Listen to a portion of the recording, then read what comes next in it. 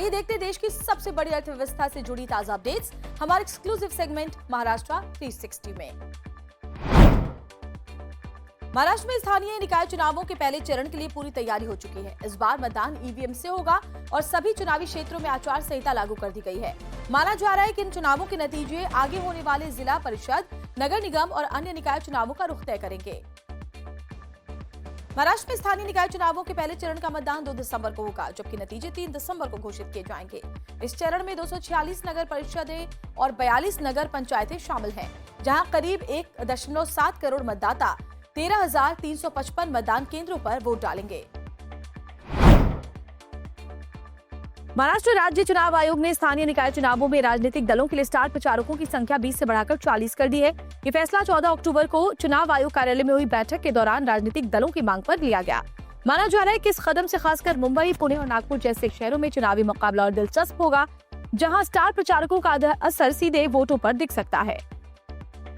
अपनी press release में राज्य चुनाव आयोग ने कहा कि महाराष्ट्र राज्य राजनीतिक दल पंजीकरण, विनियमन और चुनाव चिन्ह आरक्षण एवं आवंटन आदेश 2025 के अनुच्छेद 26 में स्टार प्रचारकों से जुड़े प्रावधान निर्धारित किए गए हैं। इन प्रावधानों और राजनीतिक दलों की मांगों को ध्यान में रखते हुए स्टार प्रचारकों की सीमा बढ़ाने का निर्णय लिया गया। त्र्यंबकेश्वर में होने वाले कुंभ मेले की तैयारियां तेजी से चल रही हैं। ये दुनिया के सबसे बड़े धार्मिक आयोजनों में से एक है। नासिक में हुई समीक्षा बैठक में मुख्य सचिव राजेश कुमार ने अधिकारियों को निर्देश दिए कि श्रद्धालुओं की सुरक्षा, भीड़ प्रबंधन और विभागों के बीच तालमेल पर खास ध्यान दिया जाए, ताकि श्रद्धालुओं को सुरक्षित और आरामदायक अनुभव मिल सके। उन्होंने ये भी कहा कि सभी विकास और इंफ्रास्ट्रक्चर कार्य मार्च 2027 तक पूरे कर लिए जाएं, जिससे मेले को स्वच्छ, हरित और सुरक्षित बनाया जा सके। 2027 का कुंभ मेला महाराष्ट्र की समृद्ध संस्कृति और परंपराओं को वैश्विक स्तर पर पेश करने का बड़ा अवसर माना जा रहा है।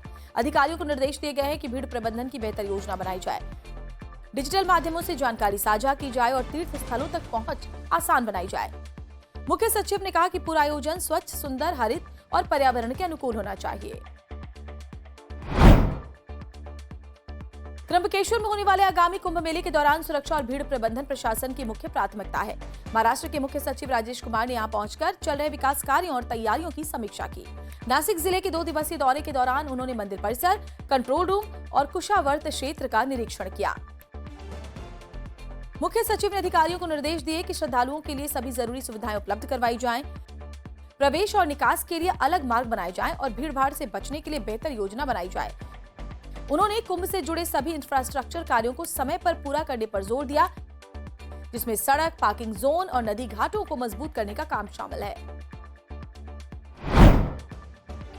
कुंभ मेले की तैयारियों को लेकर मुख्य सचिव राजेश कुमार ने रामकुंड समेत कई स्थलों का दौरा किया और वहां की स्थिति का जायजा लिया। उन्होंने अधिकारियों को विकास कार्यों की गति तेज करने के निर्देश दिए। ये दौरा और समीक्षा डिविजनल कमिश्नर ऑफिस में हुई बैठक के बाद की गई। मुख्य सचिव ने द्वारका क्षेत्र, अमृत स्नान पार्वणी मार्ग, रामकुंड कालाराम मंदिर, सीता गुफा और स्मार्ट सिटी कंट्रोल रूम समेत कई स्थानों का दौरा किया और व्यवस्थाओं का जायजा लिया। महाराष्ट्र को छठे राष्ट्रीय जल पुरस्कार 2024 में देश का सर्वश्रेष्ठ राज्य घोषित किया गया है। ये अवार्ड जल शक्ति मंत्रालय की ओर से उन राज्यों और संस्थानों को दिए जाते हैं जिन्होंने जल संरक्षण और प्रबंधन में बेहतरीन काम किया है।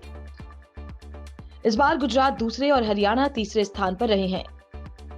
बढ़ते जल संकट के बीच ये सम्मान उन प्रयासों को प्रोत्साहित करता है जो पानी बचाने की दिशा में देश भर में मिसाल बन रहे हैं।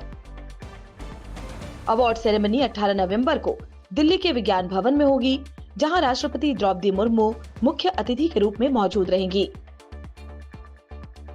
महाराष्ट्र को सर्वश्रेष्ठ राज्य का खिताब मिलने के साथ ही नवी मुंबई नगर निगम में सर्वश्रेष्ठ शहरी निकाय श्रेणी में पहला स्थान हासिल किया है। वहीं नासिक का कनिफनाथ जल उपयोग संघ सर्वश्रेष्ठ जल उपयोग संघ श्रेणी में दूसरा स्थान प्राप्त कर राज्य का गौरव बढ़ा रहा है।